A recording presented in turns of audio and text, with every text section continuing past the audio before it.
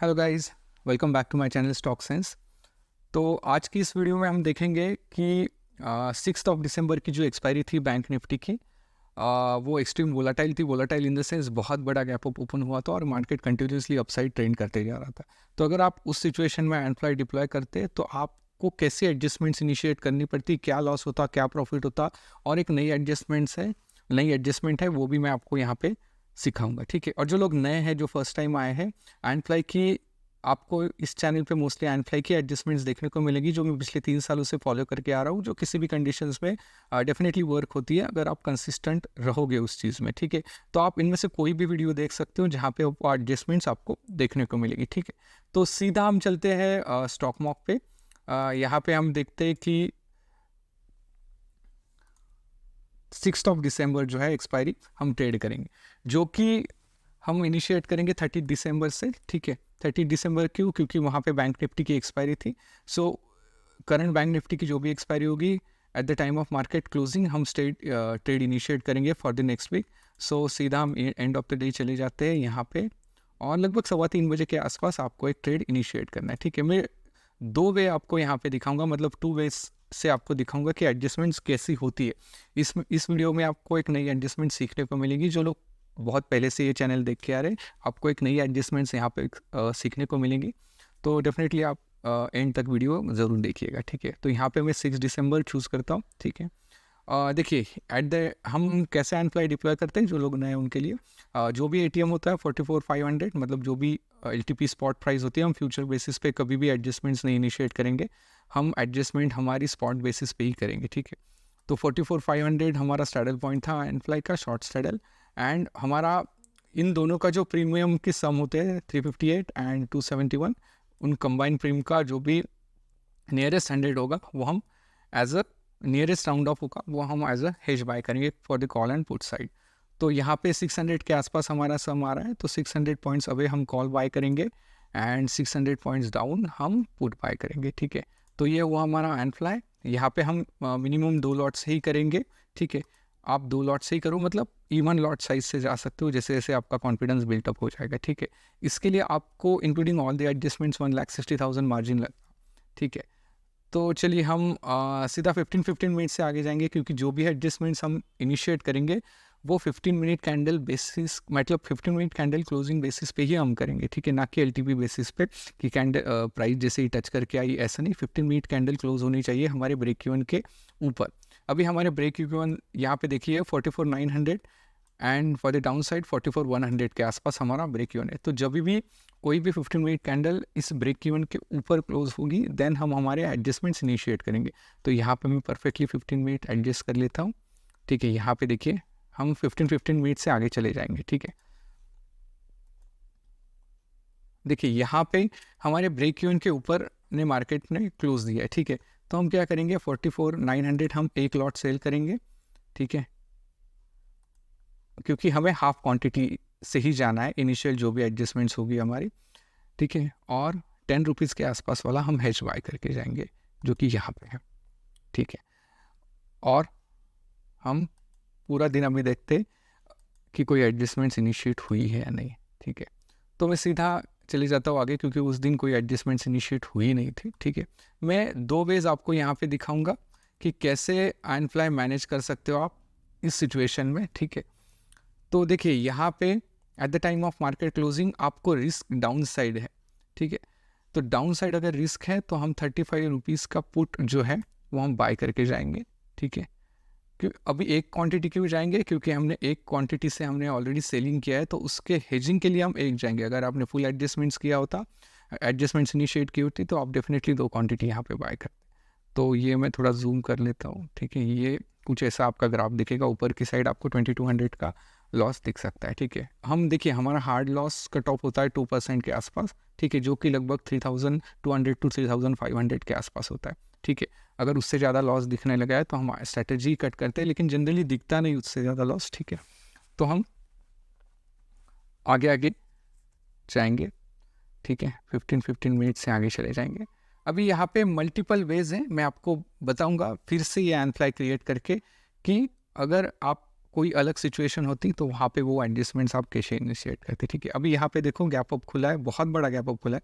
I think spot से almost 2.6% gap up खुला है, विच इज़ वेरी रेयर। मतलब ये बहुत रेयर कंडीशन है कि गैप डाउन खुल सकता है इतना बड़ा, लेकिन गैप अप ऑलमोस्ट 3% के आसपास, विच इज़ वेरी रेयर, ठीक है। तो हमने जो कॉल ओवरनाइट जो पुट बाय किया था, हमें मतलब नहीं वो प्रॉफिट देगा लॉस लेगा, हमने जस्ट सिक्योरिटी के लिए उसे बाय किया था। हम उसे कट करेंगे, ठीक है। हमारा पे ऑफ ग्राफ कुछ ऐसा दिखने लगेगा, ठीक है। अभी यहाँ पे आपको लॉस दिख रहा है एक्सपायरी के दिन 2000 रुपीज़ के आसपास। तो जो भी एडजस्टमेंट्स अब हम करेंगे वो 10 बजे के बाद ही करेंगे, 10 बजे से पहले हम कोई भी एडजस्टमेंट्स नहीं करेंगे, भले ही मार्केट कहाँ पे भी जाए, ठीक है। क्योंकि ये एक्सपीरियंस का पार्ट है, मैं एक्सपीरियंस से ये चीज़ें बता रहा हूँ। भले ही मार्केट कितना भी आगे निकल जाए हमें मतलब नहीं, क्योंकि ऐसा नहीं कि हम वही वीक ट्रेड करने वाले, हम कंसिस्टेंसी रखने वाले, मतलब आने वाले वीक। तो ऐसे नहीं कि उस वीक के लिए आप कंसिस्टेंसी ब्रेक करो या फिर अपने खुद के रूल पर ब्रेक करो, क्योंकि जितने भी मुझे लॉसेस हुए पर्टिकुलरली आयरन फ्लाई में, वो मैंने मेरे खुद के रूल्स ब्रेक किए, मतलब आयरन फ्लाई के रूल्स ब्रेक किए, क्योंकि इमोशंस इन्वॉल्व हो जाते हैं। क्यों शॉर्ट मारूँ, अभी तो नेक्स्ट डे ही है, आयरन फ्लाई कल ही डिप्लॉय किया था तो थोड़ा वेट कर लेता हूँ। अगर ऐसा आप करोगे, इमोशंस लाओगे, तो डेफिनेटली आपको लॉसेस हो सकते हैं, या फिर बड़े प्रॉफिट्स होने वाले हैं, या फिर होने वाले वो कम प्रॉफिट भी हो सकते हैं, क्योंकि मैंने बहुत बार ऐसा देखा है कि ऐसा ही होता है। तो डेफिनेटली रूल से ही जाओ आप, क्योंकि ये टोटल रूल बेस्ड स्ट्रैटेजी है, डिस्क्रिशनरी कोई है नहीं इसमें, ठीक है। आपको एक सेट ऑफ रूल है, वही आपको फॉलो करना है, ठीक है। तो जैसे 10 बजे आपको क्या करना है, जो आपने हाफ क्वांटिटी शॉर्ट मारी थी यहाँ पे, ठीक है।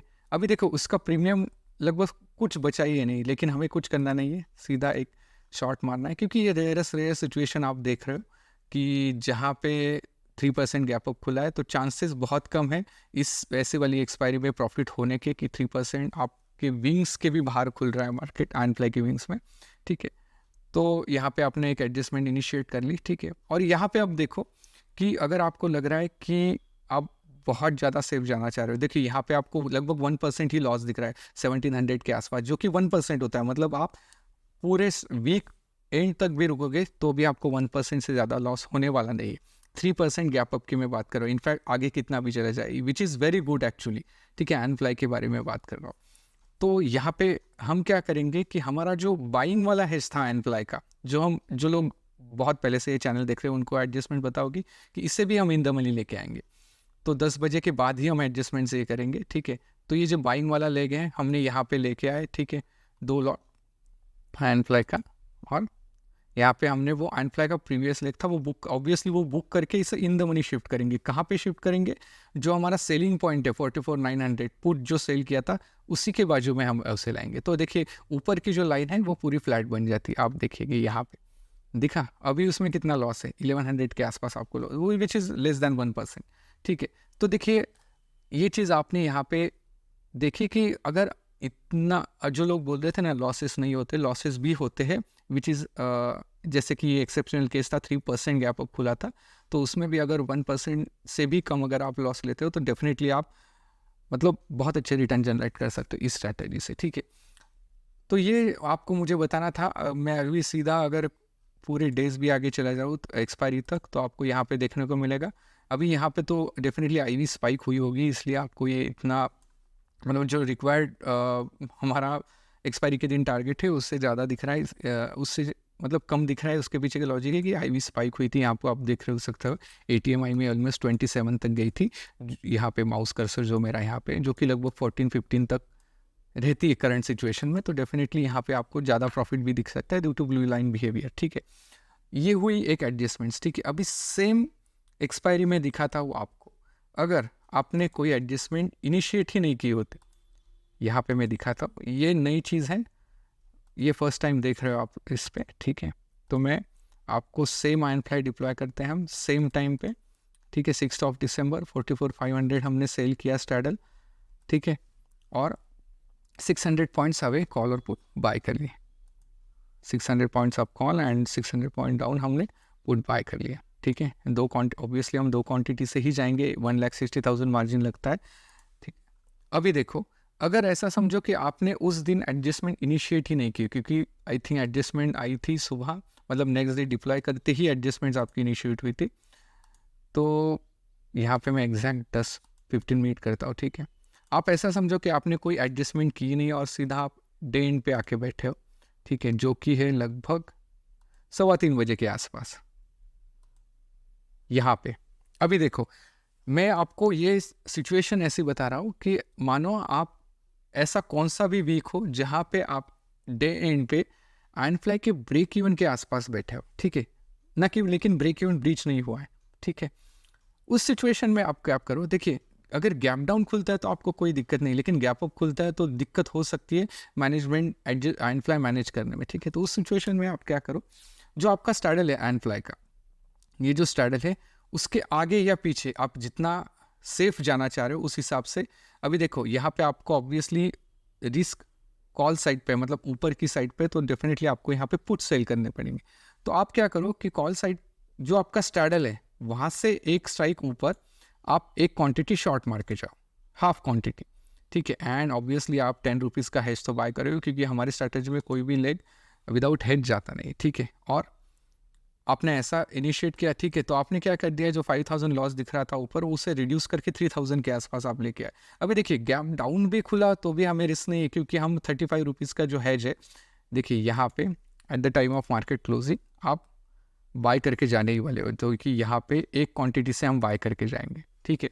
तो आप डाउन साइड आपकी ब्लू लाइन पूरी फ्लैट है, क्योंकि ऑब्वियसली अगर मार्केट गैप डाउन भी खुलता है तो ब्लू लाइन अंदर चली जाएगी, ना कि नीचे जाएगी, अंदर ही जाने वाली है। तो आप ऑलमोस्ट लॉसलेस ही रहोगे यहाँ पे, क्योंकि नेक्स्ट डे मार्केट खुलने वाला है तब। लेकिन बड़ा गैप अप हुआ, अभी हमें पता नहीं, अभी देखो इस सिचुएशन में हमें पता नहीं गैप अप गैप डाउन होने वाला है। किसी ने भी एक्सपेक्ट नहीं किया था कि 3% गैप अप खुलेगा इस दिन, ठीक है।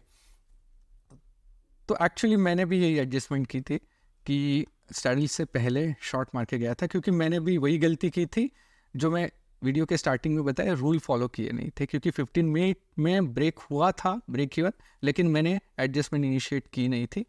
इतने सालों से मैं कर रहा हूँ फिर भी रूल्स ब्रेक होते हैं, ठीक है। इसके लिए मैंने कोड करके मतलब अल्गो भी डिज़ाइन किया है, वो डेफिनेटली जल्दी लॉन्च करूँगा मैं। लेकिन पार्ट आता है, अगर हम एज ए ह्यूमन ट्रेड करते हैं तो ऑब्वियसली गलतियाँ होनी ही हैं हमसे, जो मेरे से भी हुई थी। मैंने शॉर्ट की नहीं थी हाफ क्वांटिटी, ठीक है। तो मैं ये एडजस्टमेंट इनिशिएट करके गया था, क्योंकि ऊपर की साइड रिस्क थी और इलेक्शंस के रिजल्ट भी आने वाले थे संडे के दिन, तो कुछ कह नहीं सकते थे, तो इसलिए तो आईवीज और ये सब बहुत हाई था उस वीक में। तो देखिए अगर 15 मिनट हम आगे चलते तो देखिए सीधा आई थिंक स्पॉट से देखो तो 2.5% गैप अप खुला मार्केट। तो मैं यहाँ पे जो पुट हमने बाय किया था 35 रुपीज़ के आसपास वाला, हमने वो बुक कर दिया। रूल्स यहाँ पे 10 बजे के पहले कोई एडजस्टमेंट इनिशिएट नहीं करनी, मार्केट कहाँ पे भी चला जाए, ठीक है। यहाँ पे 10 बजे है, ठीक है। अभी हमारा ब्रेक इवन था 44,900 के आसपास, तो हमारा ब्रेक इवन था यहाँ पे, मतलब जो प्रीवियस ब्रेक इवन था, ठीक है। तो हम क्या करेंगे, ये बुक करेंगे, क्योंकि हमने इसे सिक्योरिटी के लिए बाय करके, मतलब शॉर्ट करके रखे था हमने, क्योंकि हमें पता नहीं था कुछ होगा next day gap up gap down. तो अभी हम प्रीवियस ब्रेक इवन जो है हमारा, मतलब आयरन फ्लाई का, वो शॉर्ट करेंगे। अभी आप देखोगे वहाँ पे कुछ प्रीमियम बचे ही नहीं, लेकिन कोई मतलब नहीं, वो ये वीक हम ऐसा समझेंगे कि हमें लॉस हुआ है, ठीक है। लेकिन कितना लॉस करना है ये भी हमारे हाथ में, तो मैं वो चीज़ आपको दिखाने वाला, क्योंकि बहुत सारे लोग बोलते हैं कि लॉस होता है या नहीं। तो ये ऐसी सिचुएशन है जहाँ पे मैं दिखाऊंगा अगर लॉस भी हो रहा है तो आप उसे कैसे मैनेज कर सकते हो उस चीज़ को, ठीक है।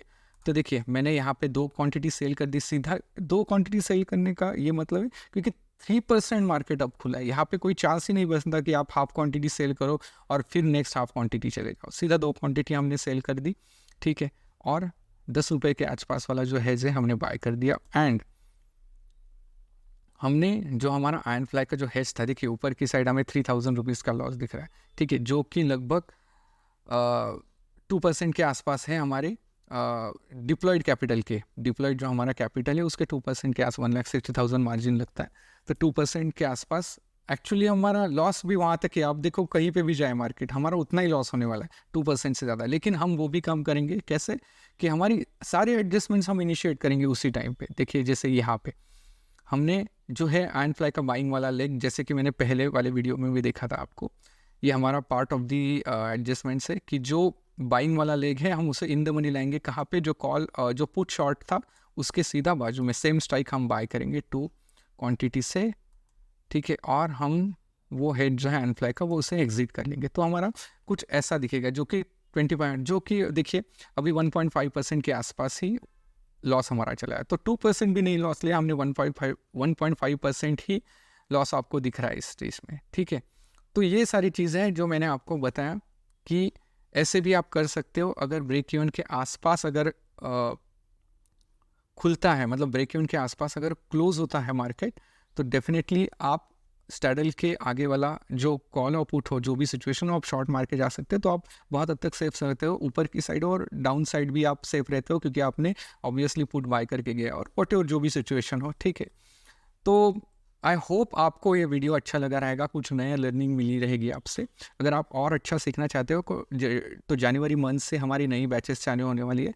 डिस्क्रिप्शन में डिटेल्स है, आप डेफिनेटली कंसिडर कर सकते हो अगर आपको बहुत एडवांस वे से यान फ्लाई सीखना है तो और नए नए वीडियोस चैनल पे आते रहेंगे। अभी निफ्टी का भी वीडियो लाऊंगा कि निफ्टी एडजस्टमेंट्स अगर करते हो तो निफ्टी के भी कैसे एडजस्टमेंट्स होंगे, वो भी मैं आपको यहाँ पे बताऊंगा। तो आई होप आपको ये वीडियो अच्छी लगी रहेगी। So thank you guys.